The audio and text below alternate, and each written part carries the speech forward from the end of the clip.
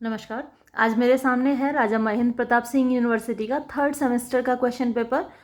जिन्होंने question paper भेजा है उसका फ्रंट पेज नहीं भेजा, तो ये ABCD कौन सा सीक्वेंस है ये मुझे नहीं मालूम।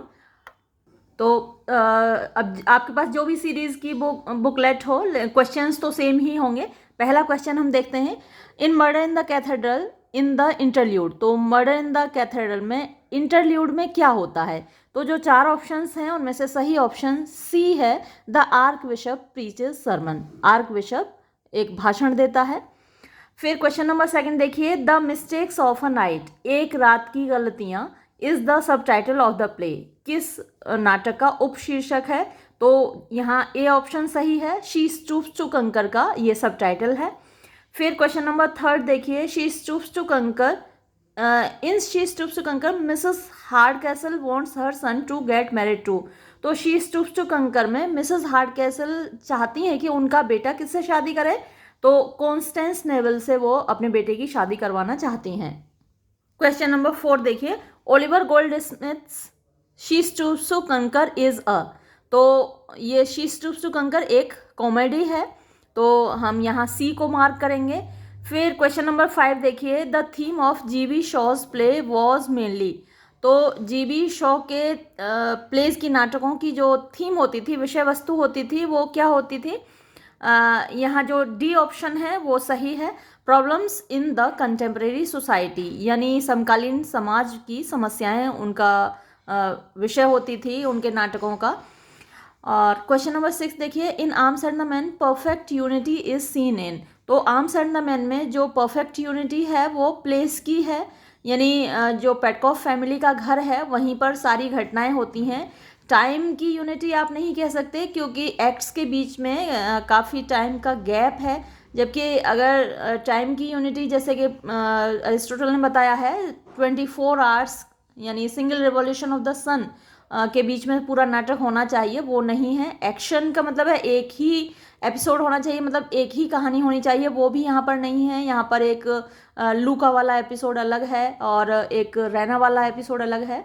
निकोला और लूका की अलग प्रेम कहानी है, रैना और सर्जियस की अलग प्रेम कहानी है, तो वो भी यूनिटी यहाँ नहीं है, लेकिन प्लेस की यूनिटी है।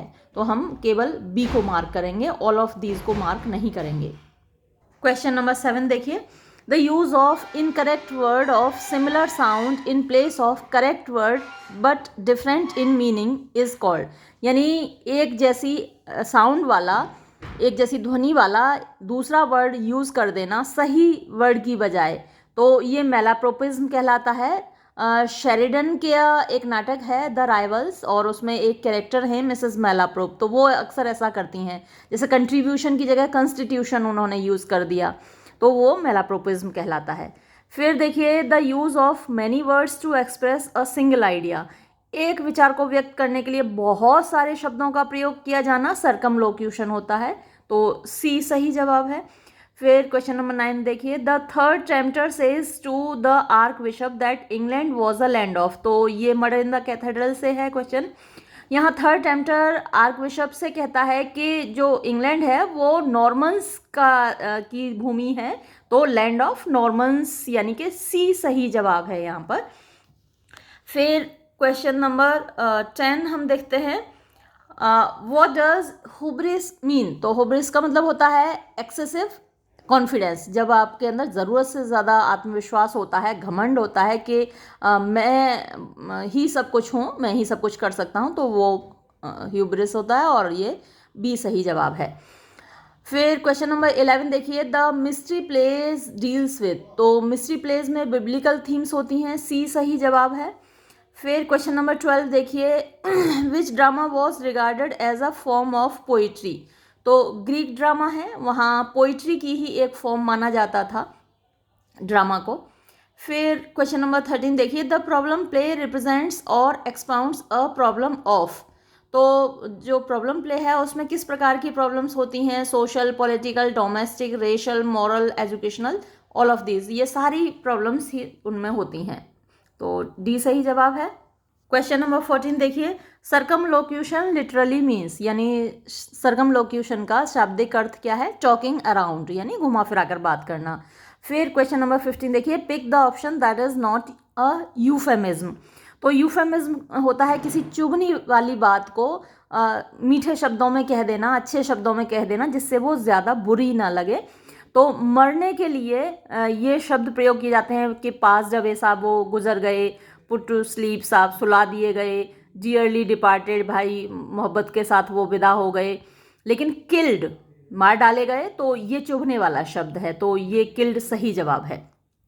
फिर captain Bluntschli's father was a rich. तो कैप्टन ब्लनशली के फादर यानी ये आर्म्स एंड द मैन में है, तो उनके पिताजी क्या करते थे कैप्टन ब्लनशली के, तो ये इस बच्चे ने बिजनेसमैन लगाया है, बिजनेसमैन तो है लेकिन बिजनेस किस चीज़ का है, उनके होटल चलते हैं, तो होटेलियर यहाँ ज़्यादा सही जवाब होगा, है ना, तो सी ऑप्शन सही होगा। फिर देखिए क्वेश्चन नंबर 17 क्या पूछता है, मार्लो फील्स शाई इन द कंपनी ऑफ। तो शी स्टूप्स टू कंकर में है मार्लो, तो उसको शर्म आती है किसकी संगति में, किसकी उपस्थिति में, वुमेन ऑफ हाई रैंक यानी उच्च कुल की जो महिलाएं होती हैं उनकी उपस्थिति में वो शर्माता है। फिर 18th क्वेश्चन देखिए, for which occasion murder in the cathedral was written. तो मर्डर इन द कैथेड्रल को किस उपलक्ष्य में लिखा गया था, कैंटरबरी के फेस्टिवल के उपलक्ष्य में लिखा गया था, तो बी सही जवाब है। फिर क्वेश्चन नंबर 19 देखिए, in tragedy the emotions of pity and fear are aroused with a view to. तो ट्रेजेडी में पिटी और फियर की जो इमोशंस हैं, दया और भय, ये दो इमोशंस किस वजह से यानी किस उद्देश्य से अराउज की जाती हैं, कैथारसिस के उद्देश्य से। ये एक टर्म है, इन दो फीलिंग्स का परगेशन होता है, प्योरिफिकेशन होता है। ये आप जब पोइटिक्स पढ़ेंगे, MA लेवल पर पढ़ेंगे तो तब आपको बेहतर समझ में आएगा। लेकिन अरिस्टोटल का मानना है कि ये दो फीलिंग्स अराउज होनी चाहिए ड्रामा में और इनका परगेशन होना चाहिए, तो ये कैथारसिस कहलाता है और यहाँ डी सही जवाब है। फिर क्वेश्चन नंबर 20 देखिए, which of the following is the first play of Arthur Miller. तो आर्थर मिलर का पहला नाटक है नो विलन, ये सही जवाब है। फिर क्वेश्चन नंबर 21 देखिए, what sound does Blanche always hear before the Varsouviana music in her head stops. तो वार्सोवियाना म्यूजिक जो बजता है उसके मतलब जब वो म्यूजिक रुकता है उससे जस्ट पहले ब्रांच किस चीज़ की आवाज़ सुनती है, तो वो गन शॉट की आवाज़ सुनती है, ये बी सही जवाब होगा। फिर ओथेलो इज़ अ, तो ओथेलो एक ट्रेजेडी है, इसमें तो कोई सोचने समझने वाली बात है ही नहीं, बी सही जवाब है। क्वेश्चन नंबर 23 क्या पूछ रहा है, हु मर्डर्स डेस्डिमोना। बिल्कुल क्लियर है, इसमें तो कुछ सोचने वाली बात नहीं है, ओथेलो ने मर्डर किया है भाई अपनी बीवी का। The handkerchief bears the pattern of. तो जो रुमाल था, ये मतलब मुसीबत की जड़ बन गया रुमाल, तो उस पर क्या पैटर्न बना हुआ था, उस पर स्ट्रॉबेरीज बनी हुई थी। ये तो भाई याद रखने वाली चीज़ है, अमरूद नहीं बने हुए थे, ऑरेंजेस नहीं बने हुए थे, उस पर स्ट्रॉबेरीज बनी हुई थी।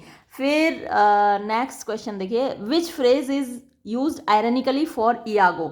इयागो के लिए बार बार एक फ्रेज यूज की जाती है जो कि बड़ी आयरनी से भरी हुई है, विडम्बना से भरी हुई है, ऑनेस्ट इयागो यानी ईमानदार इयागो, जबकि वो सबसे बड़ा बदमाश है। क्वेश्चन नंबर 26 देखिए, study of the sequence of words arranged in phrases clauses and sentences is called. यानी जो वर्ड्स का सीक्वेंस होता है फ्रेजेस में, क्लॉजेस में, सेंटेंस में, उसका जो अध्ययन है वो क्या कहलाता है, सिंटैक्स कहलाता है। फिर क्वेश्चन नंबर 27 देखिए, विच लिटरेरी टर्म एग्जिबिट्स, ये थोड़ा सा स्पेलिंग मिस्टेक है यहाँ, इल्यूजन ऑफ रियलिटी। तो जो इल्यूजन माने भ्रम होता है, रियलिटी यानी वास्तविकता का भ्रम कहाँ दिखाई देता है, किस लिटरेरी टर्म में, किस लिटरेरी डिवाइस में, तो वो वेरिसिमिलिट्यूड में दिखाई देता है, ए सही जवाब है।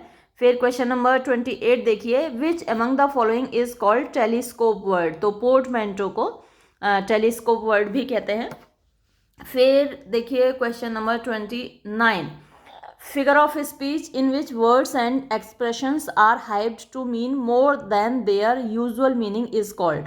तो यहाँ जो ऑप्शंस दे रखे हैं सारे ही ऑप्शंस गलत हैं, ना हाइपरबेटन है, ना ह्यूब्रिस है, ना पेरिफ्रेसिस है, ना प्रोलॉग है। जो सही है वो हाइपरबल है, हाइपरबेटन का मतलब होता है inversion of normal order of words, यानी जहाँ सब्जेक्ट आना चाहिए वहाँ ऑब्जेक्ट रख दिया या वर्ब रख दी। तो ये जो उथल पुथल है एक सेंटेंस के नॉर्मल ऑर्डर की, वो हाइपरबेटन कहलाता है। हो सकता है कि वो हाइपरबल ही टाइप करने वाले हों, HYPERBOLE, तो गलती से उन्होंने ये हाइपरबेटन टाइप कर दिया हो या जो भी गलती रही हो, लेकिन ये चारों ही जवाब गलत हैं। तो आपने जो भी मार्क किया होगा आपको मार्क्स पूरे मिलेंगे मेरे हिसाब से। बेनिफिट ऑफ डाउट दिया जाता है यूनिवर्सिटीज़ में, तो गलत जवाब पर भी आपको सही मार्क्स मिलेंगे। फिर देखिए narrative technique by which exposition is done is called. तो एक नैरेटिव टेक्निक है जिसके माध्यम से एक्सपोजिशन किया जाता है, यानी प्रदर्शन किया जाता है क्या होने वाला है, तो वो फोर शेडोइंग कहलाता है। तो फोर शेडो ये सही जवाब है, यानी जो आने वाली घटनाएं हैं उनका पूर्वाभास आपको हो जाता है, वो फोर शेडो है और ये सही जवाब है। फिर नेक्स्ट क्वेश्चन, इस पर ये पहले भी आ चुका है, मेलाप्रोपिज्म इज नेम्ड आफ्टर। तो ये थोड़ा दूसरे तरीके से आ गया मेलाप्रोपिज्म यहाँ पर, और मैंने आपको बताया ही था कि मिसेस मेलाप्रोप के नाम पर है, और शेरिडन का नाटक है द राइवल्स। ये भी आप याद रखिए, मैंने मेलाप्रोपिज्म पे एक अलग से वीडियो बनाया था, अगर वो देखा हो तो आपको ज़रूर याद होगा। क्वेश्चन नंबर 32 देखिए, ये पूछता है the lines at the end of a literary work are called. तो एक लिटरेरी वर्क के एंड में जो लाइन्स होती हैं उनको हम एपिलॉग कहते हैं। एक बात तो तय है कि मैंने लगभग 80 के करीब वीडियो आपके थर्ड सेमेस्टर के लिए भी बनाए थे, अगर वो सारे आपने देखे होंगे तो यहाँ अच्छे मार्क्स ही लाएंगे आप। और फिर देखिए अगला question, which literary device uses harsh and unpleasant sounds. तो हार्श यानी कर्कश, अनप्लीजेंट जो अच्छी नहीं लगती, ये थोड़ा स्पेलिंग मिस्टेक है यहाँ क्वेश्चन पेपर में। तो ऐसी साउंड्स यूज़ करने वाली लिटरेरी डिवाइस को कैकोफनी कहते हैं। फिर देखिए कैकोफनी पर भी अलग से वीडियो था। George Bernard Shaw propagated. तो जॉर्ज बर्नार्ड शॉ में ने जो प्रतिपादित किया और जो ड्रामाज लिखे वो द ड्रामा ऑफ आइडियाज़ हैं। फिर क्वेश्चन नंबर 35 देखिए, ये पूछता है the comedy of manners developed in. तो the comedy of manners restoration period में, यानी 1660 से जो पीरियड शुरू होता है उसको हम रेस्टोरेशन पीरियड कहते हैं। चार्ल्स सेकंड जब गद्दी पर बैठता है और वहीं से कॉमेडी ऑफ मैनर्स शुरू होती है। Natyashastra is a treatise on Indian dramaturgy. यहाँ भी स्पेलिंग मिस्टेक है, बहुत गलतियाँ हैं इस क्वेश्चन पेपर में। तो नाट्यशास्त्र एक निबंध है, निबंध क्या बहुत बड़ी किताब है ड्रामेटर्जी पर, यानी नाट्य कला पर, नाटक की कला पर। और वो किसने लिखी है? भरत मुनि ने लिखी है। और उसमें जो रस थियरी है वो MA में आपके सिलेबस में होगी, और उस पर मेरा एक वीडियो भी है काफ़ी बड़ा। फिर देखिए which among the following are mentioned by Aristotle. तो अरिस्टोटल ने अपनी पोइटिक्स में इन सभी को मेंशन किया है, प्लॉट, एक्शन, कैथारसिस की देखिए यहाँ स्पेलिंग इन्होंने फिर गलत कर दी। तो ऑल ऑफ दीज इसका सही जवाब है। क्वेश्चन नंबर 38 देखिए, पोइटिक्स इज रिटन बाय। तो पोइटिक्स को अरिस्टोटल ने लिखा है, पहले ही इसका जिक्र आ चुका है। द टर्म ड्रामा मीन्स, तो ड्रामा जो शब्द है उसका मतलब एक्शन होता है, ए सही जवाब है। फिर नेक्स्ट क्वेश्चन है who coined the term theatre of the absurd. तो थिएटर ऑफ द एब्सर्ड शब्द को किसने कॉइन किया, किसने पहली बार यूज़ किया या बनाया? तो मार्टिन एस्लिन ने इसको कॉइन किया है। तो हमारा सही जवाब बी होगा यहाँ पर। और नेक्स्ट क्वेश्चन है T.S. Eliot's murder in the cathedral is a. तो मर्डर इन द कैथेड्रल एक वर्स ड्रामा है या पोइटिक ड्रामा है, ए सही जवाब है। फिर क्वेश्चन नंबर 42 देखिए, who are not on speaking terms in the price.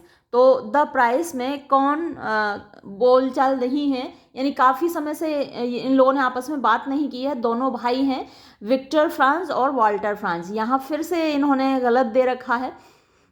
Question paper set करने वाले ने बहुत गलतियां की हैं, साथ में जिन्होंने टाइप किया है, प्रिंट किया है, उन्होंने बहुत गलतियां की हैं, और कई बार बच्चों को उसका खामियाजा भुगतना पड़ता है।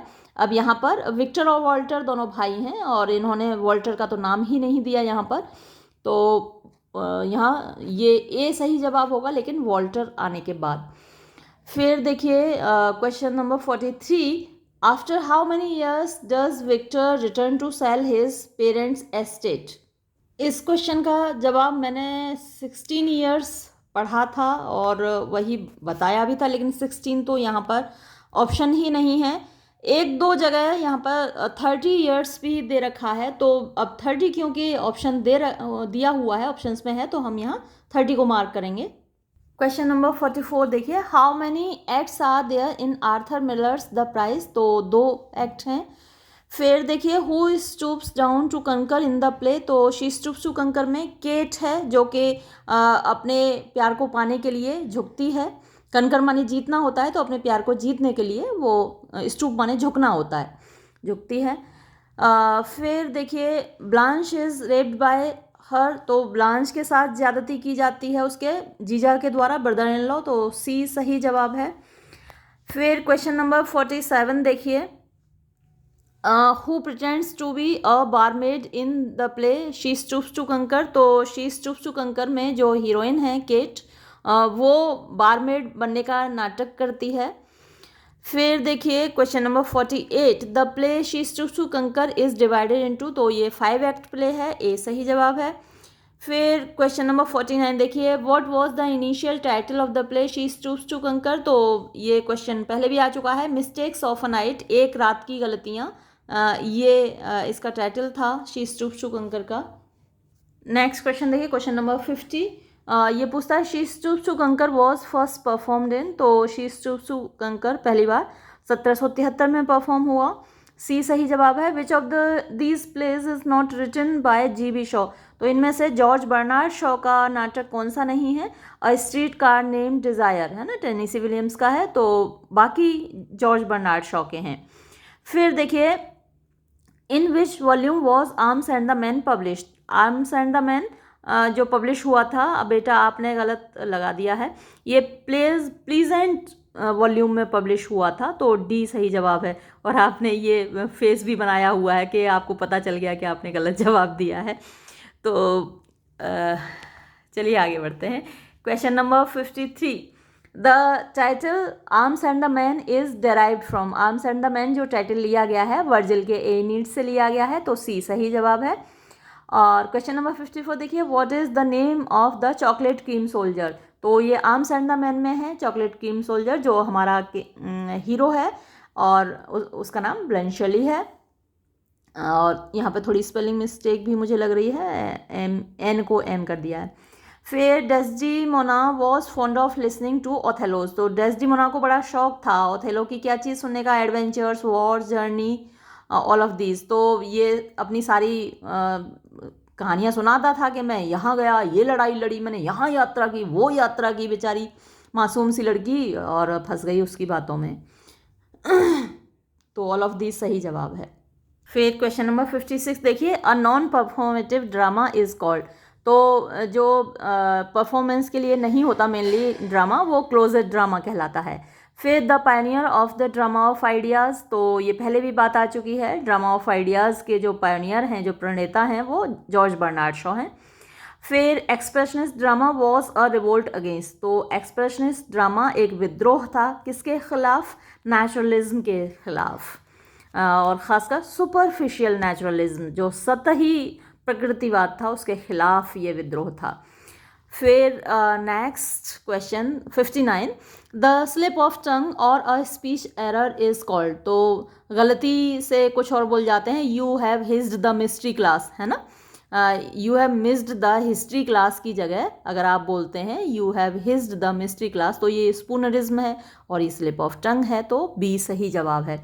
फिर क्वेश्चन नंबर 60 देखिए, in Othello on the night of her death Desdemona asked Emilia to, तो जिस रात को उसकी हत्या होती है, अपनी मौत वाली रात को, डेस्डिमोना क्या कहती है एमिलिया से, कहती है put Desdemona's wedding sheets on the bed, कि आज वही चादर रखना मेरे बिस्तर पर जो शादी की रात को बिछाई थी। तो ये बड़ी आयरनिकल है ना, जिस चादर पे वो शादी की रात को सोई थी, उसी पर उसकी मर्डर होता है, उसी पर हत्या होती है, तो ये सी सही जवाब है। फिर देखिए question number 61, the protagonist in murder in the cathedral is, तो जो प्रोटेगोनिस्ट हैं, मुख्य पात्र हैं, वो the arc bishop of Canterbury, यानी बी सही जवाब है। फिर क्वेश्चन नंबर 62 देखिए, blank space is the example of the, तो ये जो यहाँ दे रखे हैं ऑप्शंस, उनमें से इसका क्वेश्चन का जवाब कोई भी नहीं बनेगा अगर यहाँ सेंटिमेंटल कॉमेडी रखा जाए। तो इसलिए मैंने सेंटिमेंटल के पहले एंटी लगा दिया है। एंटी सेंटिमेंटल कॉमेडी है शी स्टूप्स टू कंकर, और यही इसका क्वेश्चन सही होगा। इन्होंने गलत क्वेश्चन पूछा है, तो यहाँ जवाब तो यही होगा शी स्टूप्स टू कंकर, लेकिन क्वेश्चन में एंटी सेंटिमेंटल कॉमेडी आना चाहिए, जो मैंने कर दिया है। फिर देखिए ये भी क्वेश्चन गलत है। क्वेश्चंस गलत बहुत पूछे हैं। ये क्वेश्चन भी यहाँ गलत है। The merchant of Venice and the 12th night are examples of. अब ये ना तो हीरोइक ट्रेजेडी है, ना ड्रामा ऑफ आइडियाज़ है, ना रोमांटिक ट्रेजेडी है, ना क्लासिकल ट्रेजेडी। सब ट्रेजेडी ट्रेजेडी ट्रेजेडी कर रखा है। कॉमेडी है। मर्चेंट ऑफ वेनिस को आप ट्रेजी कॉमेडी कह सकते हैं, ज़्यादा से ज़्यादा ट्रेजेडी नहीं है वो। और 12th नाइट ये तो पूरी तरीके से कॉमेडी है, तो ये यहाँ पर रोमांटिक कॉमेडी ही लिखना चाह रहे होंगे, लेकिन इन्होंने ट्रेजेडी लिख दिया है। तो ये सारे ऑप्शंस गलत हैं, और अगर आपने जो भी आंसर दिया हो आपको मार्क्स पूरे मिलने चाहिए मेरे हिसाब से। रोमांटिक कॉमेडी इसका सही जवाब है। फिर देखिए John Galsworthy strife is a, तो जॉन गॉल्सवर्दी का जो स्ट्राइफ है वो मॉडर्न ट्रेजेडी है, तो ए सही जवाब होगा।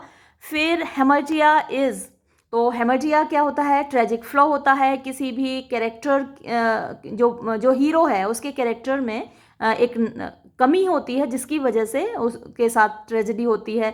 अब जैसे आप ओथेलो को ही लें, ओथेलो आपके सिलेबस में है, तो वो डाउट करता है, जेलस है। तो कौन हस्बैंड है जो अपनी पत्नी पर डाउट नहीं करता है ना? शक तो करते हैं लोग, और जेलस भी फील करते हैं उनकी बीवी से कोई और बात कर ले तो जो नॉर्मल सा एक फ्लॉ है, जो नॉर्मल सी एक कमी है जो कि हर इंसान के अंदर होती है, वो यहाँ ओथेलो के लिए ट्रेजेडी की वजह बन जाती है। पूरा परिवार उसका ख़त्म हो जाता है, अपनी वाइफ का वो मर्डर कर देता है, ख़ुद भी मर जाता है। तो ये नॉर्मल सी चीज़ थी जो कि ट्रेजिक फ्लॉ बन जाती है, तो ये हेमर्जिया कहलाता है, और सही जवाब है बी। कोई आपसे कहे कि ये हेमर्जिया नहीं हेमर्शिया है, तो आप ज़रा कह दीजिएगा कि नहीं हेमर्जिया है। फिर आगे देखिए next question, question number 66। The concept of the 3 unities has been derived from, तो 3 यूनिटीज़ का कंसेप्ट अरिस्टोटल की पोइटिक्स से लिया गया है। ऐसा लोगों ने आरोपित कर दिया है। अरिस्टोटल की पोइटिक्स के मैंने 20 चैप्टर्स अपलोड किए हैं, और अगर आप उनको पढ़ेंगे आगे चल के, तो आपको पढ़ना ही होगा एमए में, वहाँ आप पाएंगे कि उसने 3 यूनिटीज़ की बात नहीं कही है। उसने सिर्फ इतना कहा है कि ट्रेजेडी को सिंगल रिवॉल्यूशन ऑफ द सन तक अपने आप को लिमिटेड करना चाहिए, यानी जो एक्शन है ट्रेजेडी का वो within single revolution of the sun हो जाना चाहिए, 24 आवर्स में हो जाना चाहिए। और यूनिटी ऑफ प्लेस और यूनिटी ऑफ एक्शन इनका तो कहीं जिक्र भी नहीं है। हाँ, वो ये कहता है कि कॉमेडी और ट्रेजेडी को मिलाना नहीं चाहिए, एक ही कहानी होनी चाहिए। तो आप एक बार को यूनिटी ऑफ एक्शन कह सकते हैं। यूनिटी ऑफ प्लेस तो उसने नहीं मेंशन किया है, लेकिन फिर भी उसकी जो कही हुई बातें हैं, जो भी उसने कथन वहाँ पर बोले हैं, उनसे लोग ये कंक्लूज़न निकाल लेते हैं कि ये 3 यूनिटीज़ हैं। तो फिर भी एरिस्टोटल की पोइटिक्स को ही इसका क्रेडिट दिया जाता है। ये सही जवाब है। फिर देखिए question number 67। The tragic flaw of Macbeth was, तो मैकबेथ का जो ट्रेजिक फ्लॉ था वो आपने कवर्डिस लगाया है बेटा, बिल्कुल नहीं है। कायर तो वो बिल्कुल नहीं था। एम्बिशन है उसके अंदर, और एम्बिशन ही उसका ट्रेजिक फ्लॉ यानी हेमर्जिया है। तो सही जवाब इसका सी होगा। फिर देखिए question number 68। The full title of the play Othello, तो ओथेलो नाटक का जो पूरा शीर्षक है वो डी है, the tragedy of Othello the Moor of Venice. Question number 69 देखिए। अकॉर्डिंग टू इयागो, इयागो के अनुसार blank space is the green eyed monster, तो हरी आंखों वाला राक्षस कौन है? जेलसी है। सी सही जवाब है। फिर क्वेश्चन नंबर 70 देखिए। The antagonist in William Shakespeare's Othello is, तो एंटागोनिस्ट कौन होता है? जो हीरो के सामने खड़ा होता है, हीरो के एंटी होता है। जो हीरो खुद प्रोटैगोनिस्ट कहलाता है, हीरो या हीरोइन जो लीड कैरेक्टर होता है वो प्रोटैगोनिस्ट कहलाता है, और उसके खिलाफ जो विलेन होता है या वैम्प होती है वो एंटागोनिस्ट कहलाते हैं। तो इयागो है यहाँ पर एंटागोनिस्ट, ये सही जवाब है डी। फिर कैटास्ट्रॉफी इज, तो कैटास्ट्रॉफी है, क्या है, the beginning of the story, ये सब नहीं है। Catastrophe the end of tragedy है। जो मुसीबत आती है वो कैटास्ट्रॉफी कहलाती है। क्वेश्चन नंबर 72 देखिए, Tennessee Williams first play is. तो टेनेसी विलियम्स का फर्स्ट प्ले जो हमने पढ़ा है वो ब्यूटी इज़ द वर्ड है, लेकिन यहाँ ऑप्शंस में तो है नहीं। तो जो ऑप्शंस में है पहला, उसके हिसाब से तो फिर द ग्लास मैनेजर ही होगा। तो हम डी को मार्क करेंगे। फिर देखिए question number 73, a streetcar name desire is set in. तो स्ट्रीट कार नेम डिज़ायर वो कहाँ की सेटिंग है उसकी, न्यू ऑरलियंस की है, तो हम इसको बी मार्क करेंगे सही जवाब। क्वेश्चन नंबर 74 देखिए, the name of the series of 10 plays of August Wilson. तो ऑगस्ट विल्सन के 10 नाटकों की सीरीज है जिसका नाम है सेंचुरी साइकिल। तो इन्होंने सेंचुरी साइकिल तो नहीं दिया, लेकिन 10 साइकिल दिया है केवल। तो फिर कोई बात नहीं, हम ए इसी को मार्क करेंगे। फिर question number 75, fences by August Wilson is. तो फेंसेस ऑगस्ट विल्सन का 2 एक्ट प्ले है, तो हम बी को मार्क करेंगे। और ये हुआ आपका क्वेश्चन पेपर। अगली बार से जो भी आप क्वेश्चन पेपर मुझे भेजें उसका फ्रंट पेज ज़रूर भेजें, क्योंकि क्या इंस्ट्रक्शंस दे रखे हैं, कितने क्वेश्चंस करने हैं, वो सारी चीज़ें फ्रंट पेज पर होती हैं। और सीरीज़ ABCD वो भी फ्रंट पेज पर दे रखा होता है। तो चलिए, मुझे उम्मीद है आपने अच्छा ही किया होगा। और आपका जो 4th सेमेस्टर है, 4th सेमेस्टर के काफ़ी सारे वीडियोस मैंने एक प्लेलिस्ट में आपके लिए अपलोड किए हुए हैं। आप उसकी तैयारी शुरू कर दीजिएगा। इसके बाद आपके लिए शुभकामनाएं, और मैं वीडियो यहीं ख़त्म करूँगी। धन्यवाद।